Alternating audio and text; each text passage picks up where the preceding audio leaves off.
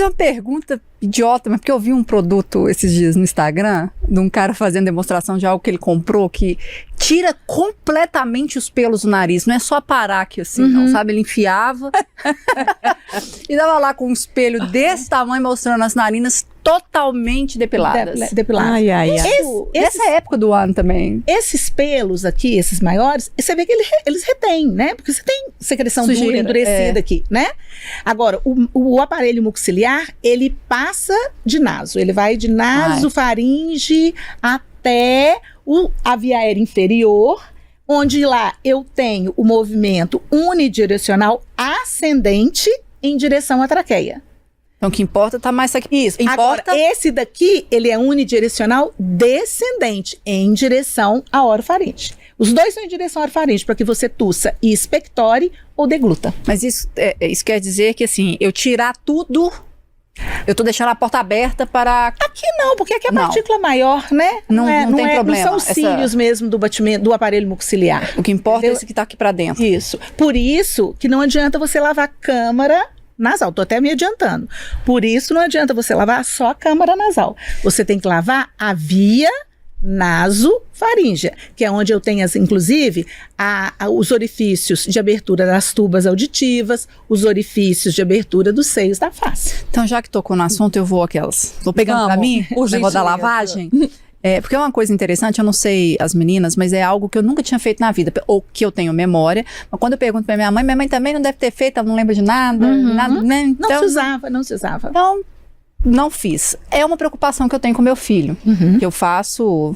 Aquelas não lembro desde quando eu comecei, mas eu faço. Não sei se da forma correta eu uso uma seringa para jogar o soro, no mínimo 2 vezes também por dia.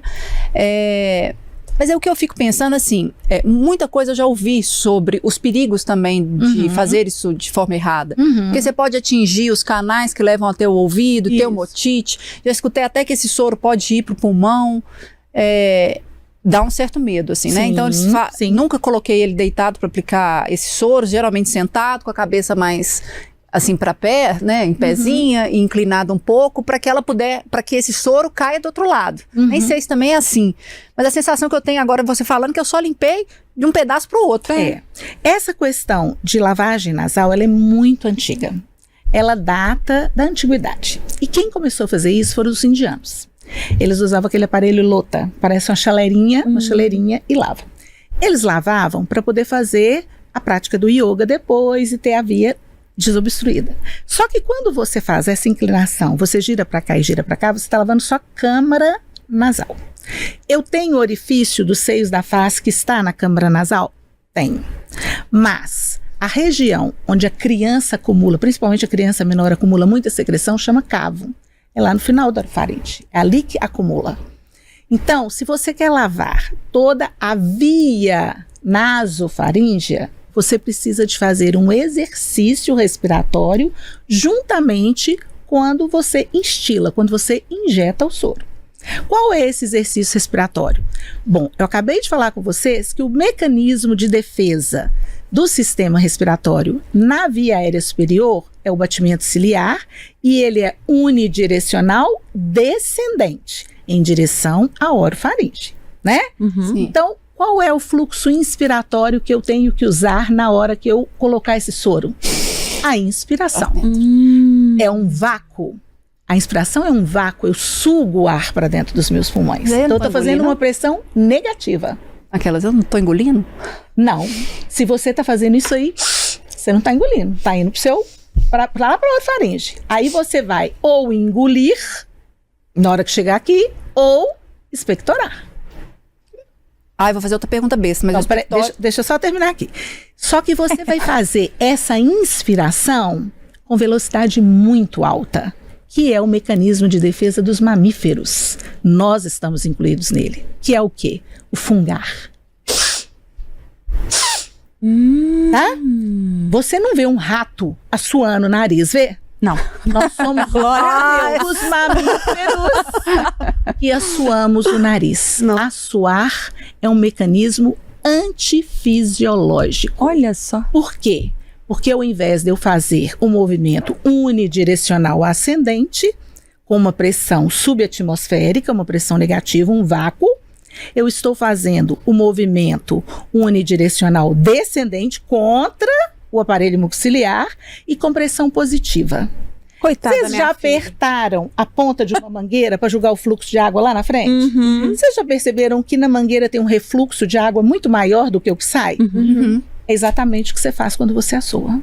Na hora que você faz a pressão negativa, a pressão positiva para o ar sair com muita velocidade juntamente com a secreção, no ponto acima eu tenho refluxo de ar e secreção com a mesma velocidade. Dá até tontura. Quantas vezes vocês assoaram o nariz e sentiram barulho no ouvido? O que é o ar voltando com a secreção? Mas se ela Dor não de sai? cabeça. Dor de cabeça. Quantas vezes você assoou o nariz e sentiu aquela pontada? O ar voltando com a secreção para dentro do seio da face. Mas se ela não sai, não corre risco dela ir pro pulmão, não? Não, porque você está fungando. Ela vai chegar aqui na orofaringe e você vai deglutir. Ela só iria para o pulmão se tivesse um engasgo. Desculpa, deglutir. Aí você ia encordenar. Deglutir, engolir. Se você engasgar, você encordena. Respirar com deglutir, com engolir. Mas se eu tô engolindo catarro, não é um problema, não? Sai nas fezes. Quanta Eu porcaria entendo essa você engole? É nojento, mas a gente é bicho, né? Mas aí não vai ficar aquela molinho? Isso não tem problema nenhum. Nenhum. Porque a gente que fica molinho? a bosta. O bebê Ele vai ficar achando que é uma diarreia e vai procurar o pediatra. que Mas o menino você tá vai ver com claramente catarro dizer nas as fezes. Você vai ver claramente o catarro nas fezes. Você vê claramente. A mãe do bebê fala, nossa, evacou por catarro. Você vê claramente. Então não tem problema engolir. De jeito Fazer com que o menino cuspa, ou que a menina, a criança, cuspa. Muitas crianças não conseguem expectorar, né? Criança até 4 anos de idade não expectora, tá? Ele vai engolir, vai sair nas fezes, não tem problema nenhum. O que vai acontecer é que vai encher o estômago de catarro, os primeiros dias ele não vai conseguir comer, porque o catarro é mal digerido, né?